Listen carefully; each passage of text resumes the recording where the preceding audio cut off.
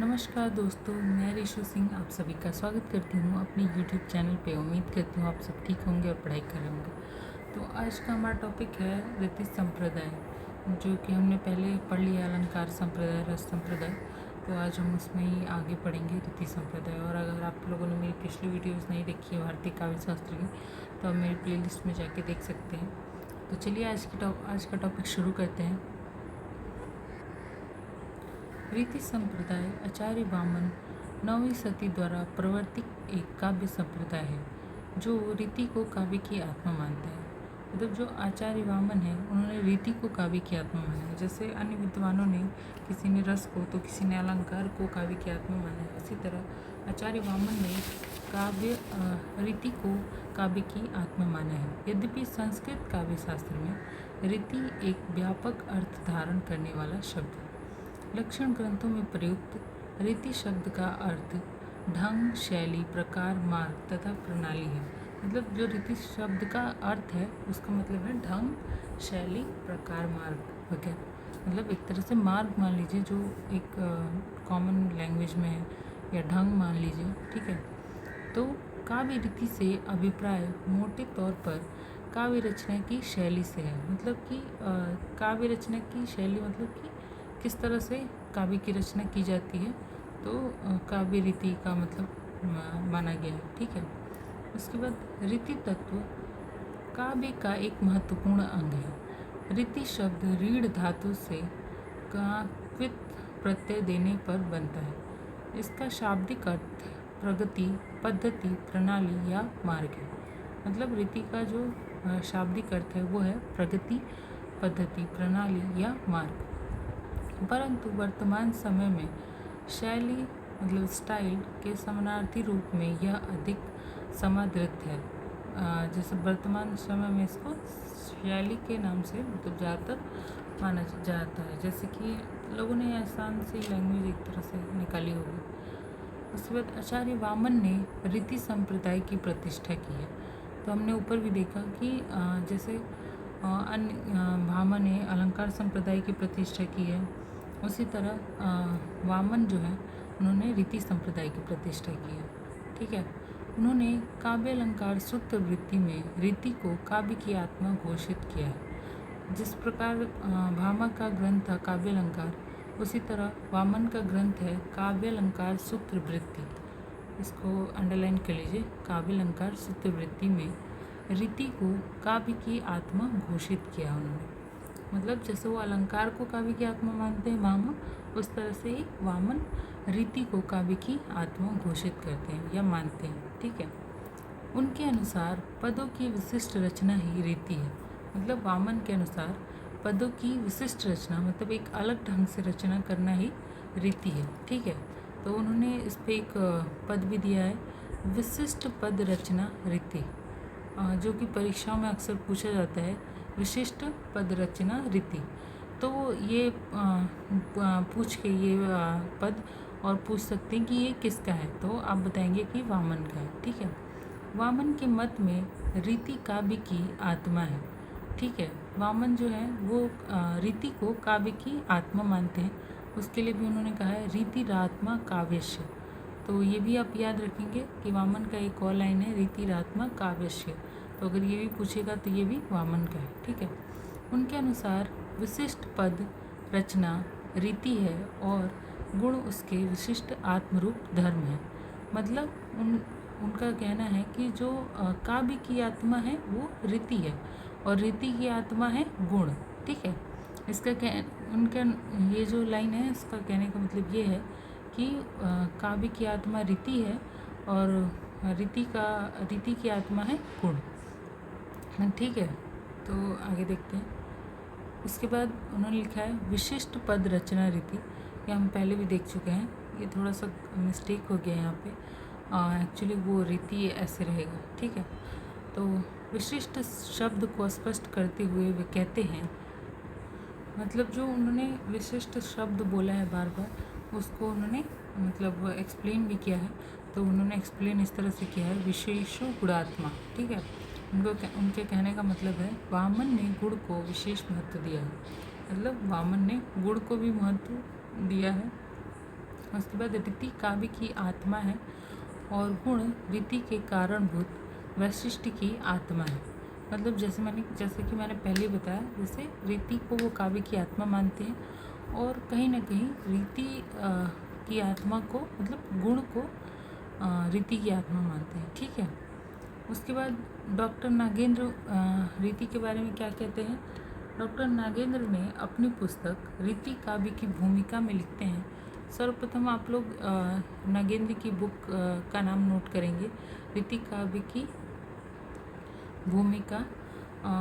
उसके बाद हम देखेंगे तो रीति काव्य की भूमिका में नागेंद्र ने कहा है, रीति शब्द और अर्थ के आश्रित रचना चमत्कार का नाम है जो मधुर या ओज और प्रसाद गुणों के द्वारा चित्र को द्रवित, दीप्त और परिव्याप्त करती हुई रस दशा तक पहुँचती है। तो वो मानते हैं कि रीति शब्द और अर्थ के आश्रित रचना चमत्कार का नाम है। मतलब वो मानते हैं कि जो रीति है, जो एक तरह का जब शब्द और अर्थ से जो मिलकर एक रचना बनती है तो वो मतलब एक चमत्कार होता है, तो उसको वो रीति मानते हैं, जो कि मधुर और ओज और प्रसाद गुणों के द्वारा चित्र को द्रवित, दीप्त और परिव्याप्त करती हुई रस दशा तक पहुँचाती है। मतलब कि वो रचना जब बनकर तैयार होती है तो वो अपने मधुरता से, ओज से और प्रसाद गुणों से चित्र को, मतलब जो रचना है उसको, मतलब द्रवित, दीप्त और परिव्याप्त करती हुई रस दशा तक, मतलब आनंद तक पहुंचाती है। ठीक है। उसके बाद काव्य में रीति का विशेष महत्व है। रीति के अन्य परिभाषाकार कहते हैं कि काव्य में रीति पदों के संगठन से रस को प्रकाशित करने में सहायक होती है। ठीक है। तो जो अन्य परिभाषाकार हैं उन्होंने मतलब रीति का भी योगदान माना है रस को प्रकाशित करने में। ठीक है। इस प्रकार रीति का काव्य में वही स्थान है जो शरीर में आंगिक संगठन का है।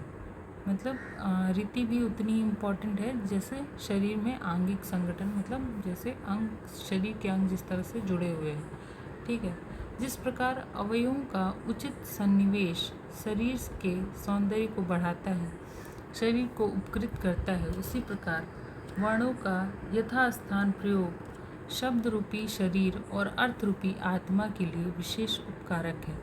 मतलब उनका कहना है कि जिस प्रकार, मतलब जैसे वाणी, जब हम रीति की बात करेंगे तो मतलब वाणी का यथास्थान प्रयोग, मतलब जहाँ ज़रूरत हो वहीं पे प्रयोग शब्द रूपी शरीर, मतलब शब्द रूपी शरीर मानते हैं और उसके अर्थ को आत्मा मानते हैं। ठीक है। तो ये रीति को बताया गया है। इसके बाद आचार्य वामन ने रीति के 3 भेद किए हैं, वैदर्भी रीति, गौड़ी रीति, पंचाली रीति। तो ये भी पूछा जाता है कि रीति के कितने भेद हैं, या आचार्य वामन ने रीति के कितने भेद माने हैं। तो ये भी आप नोट करते हुए चलिए कि आचार्य वामन ने रीति के 3 भेद माने हैं, वैदर्भी रीति, गौड़ी रीति और पांचाली रीति। ठीक है। उसके बाद आचार्य दंडी ने केवल 2 ही भेद माने थे। एक्चुअली वामन से पहले दंडी ने रीति की बात की थी, तो लेकिन इन्होंने बहुत विस्तार में नहीं किया था, इसलिए इनका नाम, मतलब प्रवर्तक के रूप में इनका नाम नहीं लिया जाता। तो इस वामन ने उसको मतलब काव्य की आत्मा मानी, इस वजह से वामन को मतलब उसका प्रवर्तक माना जाता है और उन्होंने मतलब उसका प्रवर्तन किया भी। तो उन्होंने जो आचार्य दंडी हैं उन्होंने सिर्फ 2 ही रीति, मतलब 2 ही प्रकार के रीति माने, पांचाली और वैदर्भी रीति और गौड़ी रीति। पांचाली का उन्होंने समर्थन नहीं किया। ठीक है। दंडी रीति के स्थान पर मार्ग शब्द का प्रयोग करते हैं। मतलब जैसे वामन शैली को मानते थे, वैसे ही दंडी मार्ग शब्द का प्रयोग करते हैं रीति के स्थान पर। ठीक है। परवर्ती आचार्यों ने रीति के 3 से भी अधिक भेद स्थापित किए हैं। मतलब उनके जो बाद के जो आचार्य आए उन्होंने 3 से भी अधिक के भेद स्थापित किए। लाट देश में प्रयुक्त होने वाली एक लाटी रीति का प्रादुर्भाव हुआ। मतलब एक लाटी रीति का भी मतलब उद्भव हुआ है। जैसे उन्होंने वामन ने तीन प्रकार की रीति बताई है।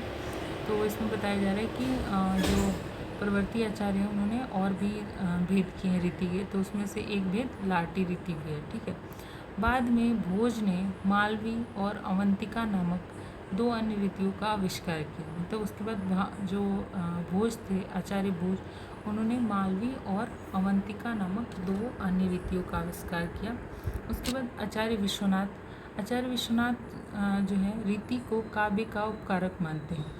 मतलब जैसे जो वामन है वो काव्य की आत्मा मानते हैं, लेकिन वो रीति को काव्य का उपकारक मानते हैं। उपकारक का मतलब हो गया यहाँ पे कि काव्य तो मतलब अच्छा बनता है रीति के प्रयोग से, बट रीति काव्य की आत्मा नहीं मतलब मानी जा सकती आचार्य विश्वनाथ के अनुसार, ठीक है। तो उन्होंने एक्चुअली वक्रोक्त जीवितम के लेखक कुंतक ने ये भी नोट करते हुए चलेंगे। जो कुंतक थे उनके पुस्तक का नाम था वक्रोक्त जीवितम। ये भी परीक्षा में पूछ लिया जाता है कि वक्रोक्त जीवितम किसने लिखा है, तो वो है कुंतक ने। कुंतक ने रीति का खुलकर विरोध किया। तो ये भी पूछा जा सकता है कि रीति का विरोध किसने किया है, तो वो है कुंतक। कुंतक ने रीति का खुलकर विरोध किया। उसके बाद आचार्य मम्मट उनके समर्थन में आया और रीति को वृत्तियों से जोड़ने की बात की। मतलब कुंतक ने तो विरोध किया, लेकिन जो मम्मट हैं वो वामन के समर्थन में आए और उन्होंने रीति को वृत्तियों से जोड़ने की बात की, ठीक है। रीति को वृत्तियों से जोड़ने की बात की मतलब रीति को वृत्तियों मतलब प्रतिभा से जोड़ने की बात की, ठीक है। उसके बाद राजशेखर ने रीति को काव्य का बाह्य तत्व बताया। मतलब राजशेखर ने बताया कि जो रीति है वो कविता का मतलब अंतर तत्व ना होकर बाह्य तत्व है, ठीक है। उनके अनुसार वाक्य विन्यास क्रमो रीति, ये भी याद रखेंगे। ये भी पूछा जा सकता है कि वाक्य विन्यास क्रमो रीति किसने कहा है, तो वो है राजशेखर ने, ठीक है। किंतु यह सब विरोध विद्वानों की आम सहमति नहीं पा सका। तो मतलब ये लोग विरोधी हैं। विरोधी में हो गए कौन कौन, कुंतक हो गए और राजशेखर हो गए, ठीक है। तो उसके बाद वामन के रीति संबंधी विचारों को मान्यता मिली। मतलब ये जितने भी विरोध हुए रीति को लेकर, वो मतलब आम सहमति नहीं पा सके वो विद्वान जिन लोगों ने विरोध किया, जैसे कुंतक हो गए, राजशेखर हो गए। तो इन लोगों ने रीति का विरोध किया, लेकिन उनको आम सहमति नहीं मिली, आम लोगों से, आम विद्वानों से सहमति नहीं मिली। इसकी वजह से वामन के रीति संबंधी विचारों को मान्यता मिल गई, ठीक है। अभी आगे देखिए। अभी हम देखेंगे रीति के प्रकारों के बारे में। तो सबसे पहले देखेंगे वैदर्भी रीति। वैदर्भी रीति क्या है? इसका प्रयोग विदर्भ देश के कवियों ने अधिक किया है, इसी से इसका नाम वैदर्भी पड़ा, ठीक है। तो वैदर्भी इसका नाम इसलिए पड़ा क्योंकि विदर्भ देश के कवियों ने इसका अधिक प्रयोग किया। इसका एक अन्य नाम ललिता भी है। मतलब वैदर्भी रीति को ललिता नाम से भी जाना जाता है। मम्मट ने इसे उपनागरिका कहा है। मतलब मम्मट ने इनका समर्थन किया था वामन का, उन्होंने इसे उपनागरिका कहा है वैदर्भी रीति को, ठीक है। वैदर्भी रीति के संबंध में आचार्य विश्वनाथ का कथन है। आचार्य विश्वनाथ क्या कहते हैं वैदर्भी रीति के बारे में देखते हैं। माधुरी व्यंजक वर्ण रचना ललितात्मकता आवृत्तिरल्य वृत्त्या वैदर्भी रीति ऋष्यते। इसका अर्थ है अर्थात मधुर व्यंजक वर्णों से युक्त। ये माधुरी व्यंजक वर्ण का मतलब है अर्थात माधुरी व्यंजक वर्णों से युक्त समास रहित ललिता व रचना को, एक्चुअली ये जो ऊपर की लाइन है माधुरी व्यंजक वर्ण रचना ललितात्मकता, इसका अर्थ होगा माधुरी व्यंजक वर्णों से युक्त समास रहित ललित पूर्ण। एक्चुअली ये प जो है वो थोड़ा मिस्टेक हो गया, ललित पूर्ण रचना को वैदर्भी रीति कहते हैं, ठीक है। यह रीति श्रृंगार रस, करुण रस एवं शांत रस के लिए अधिक अनुकूल होती है, ठीक है। ये नीचे वाली लाइन आवृत्ति रल्य वृत्तिया वैदर्भी रीति ऋष्यते का अर्थ है यह रीति श्रृंगार रस, करुण रस, शांत रस के लिए अधिक अनुकूल होती है, ठीक है। रुद्रट के अनुसार यह समास रहित श्लेषादि 10 गुणों और अधिकांशतः च वर्ग से युक्त अल्प प्राण अक्षरों से व्याप्त सुंदर वृत्ति है। ठीक है, तो रुद्रट क्या कहते हैं, यह मतलब वैदर्भी रीति के बारे में रुद्रट का मानना है कि यह समास रहित, मतलब जिसमें समास ना हो, श्लेषादि 10 गुणों और अधिकांशतः च वर्ग से युक्त।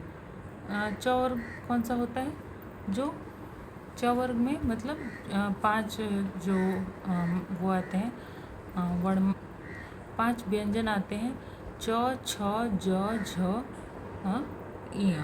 ठीक है, अल्प प्राण अक्षरों से व्याप्त। अल्प प्राण का मतलब क्या है, सॉरी, जैसे CH हो गया च हो गया अल्प प्राण, उसके बाद CH छ हो गया महाप्राण। ठीक है, तो ये अल्प प्राणों की बात कर रहे हैं। तो च हो गया अल्प प्राण, उसके बाद च के बाद छ को छोड़ देंगे, उसके बाद ज हो गया अल्प प्राण, फिर झ को छोड़ देंगे और फिर इया हो गया अल्प प्राण। ठीक है, तो अल्प प्राण अक्षरों से व्याप्त सुंदर वृत्ति है। ठीक है, इनका मानना है कि जो वैदर्भी रीति है वो क्या है, समास रहित श्लेष आदि 10 गुणों और अधिकांशतः च वर्ग से युक्त अल्प प्राण अक्षरों से व्याप्त सुंदर वृत्ति है। ठीक है, इसमें सानुनासिक शब्द जिन पर चंद्र बिंदु लगा होता है, सानुनासिक किसे कहते हैं, जिस पे चंद्र बिंदु लगा होता है या जिनका उच्चारण नाक से होता है। ठीक है, जैसे कोई भी चीज़, जैसे हम नाक से किसी चीज़ का किसी शब्द का उच्चारण करते हैं तो नाक से सांस छोड़ते हैं, तो उसको हम बोलते हैं सानुनासिक। ठीक है, अधिकांशतः प्रयुक्त होते हैं।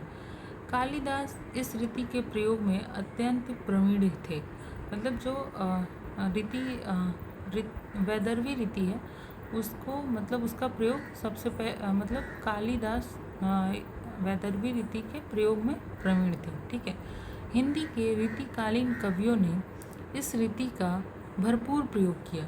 मतलब जो हिंदी के रीतिकालीन कवि थे तो उन्होंने वैदर्भी रीति का भरपूर प्रयोग किया। तो बिहारी के निम्नांकित दोहे में इस रीति की छटा देखी। मतलब बिहारी ने भी अपने जो बिहारी सत्सई लिखी थी उसमें वैदर्भी रीति का प्रयोग किया है। ठीक है, तो चलिए बिहारी के दोहे देख।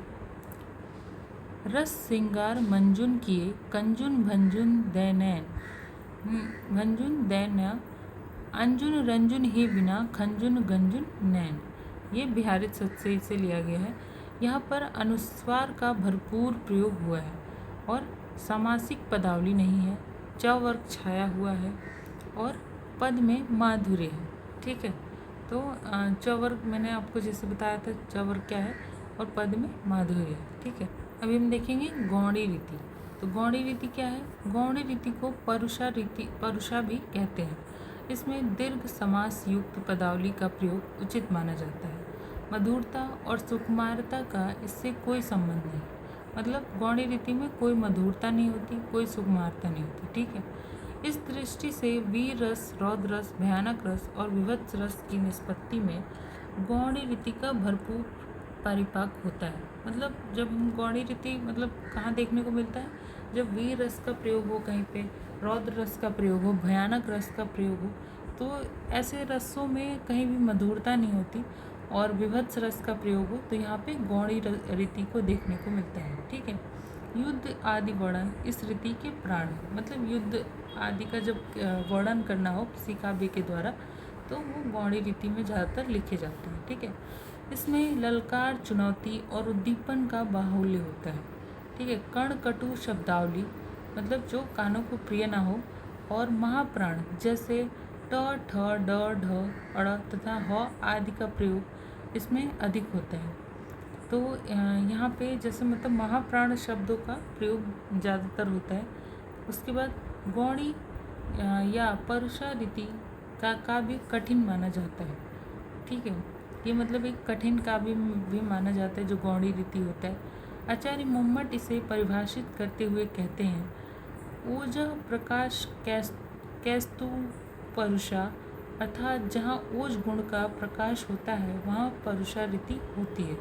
मतलब मम्मट कहते हैं कि जहाँ भी ओज गुण यानी जहाँ भी वीर रस रौद्र रस इन सब का मतलब जहाँ भी प्रकाश होता है वहाँ पे परुषा रीति यानी कि गौड़ी रीति होती है।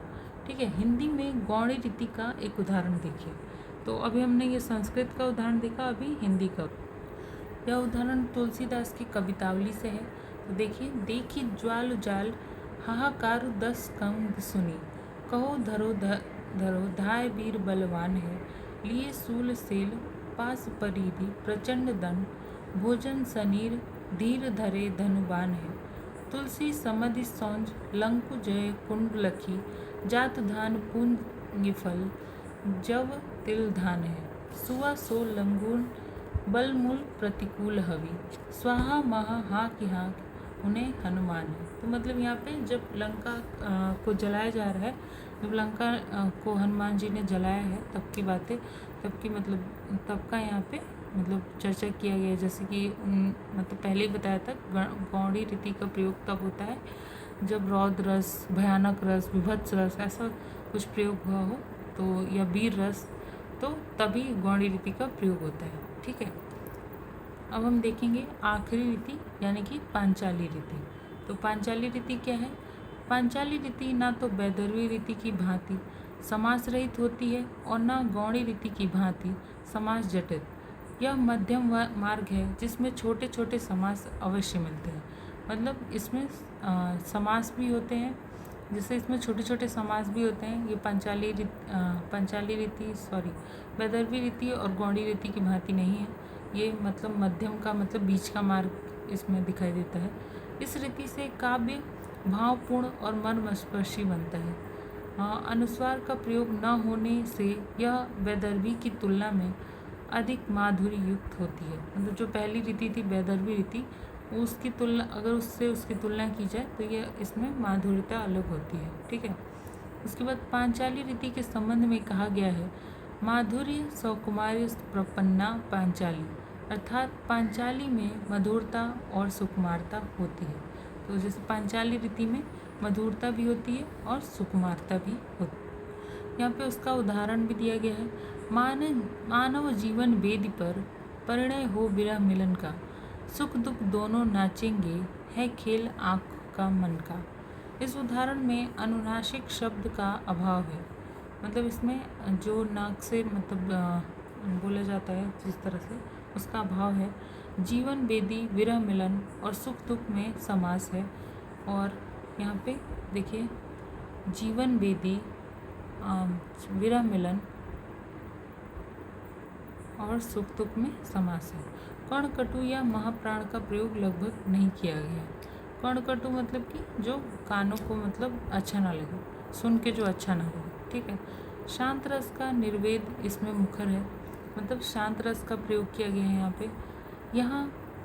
अतः यहाँ पर पांचाली रीति का सुंदर निर्वाह हुआ है। ठीक है, तो ये वीडियो यहीं पे ख़त्म होती है। और आपको ये वीडियो कैसी लगी कमेंट करके बताइए। और अगर कोई भी डाउट होता है तो कमेंट सेक्शन में पूछिए। और मेरी वीडियो अच्छी लगती है तो लाइक, सब्सक्राइब और शेयर कीजिए। शेयर करने से जो भी बच्चे नेट की तैयारी कर रहे होंगे उनको भी सहयोग मिलेगा। तो धन्यवाद।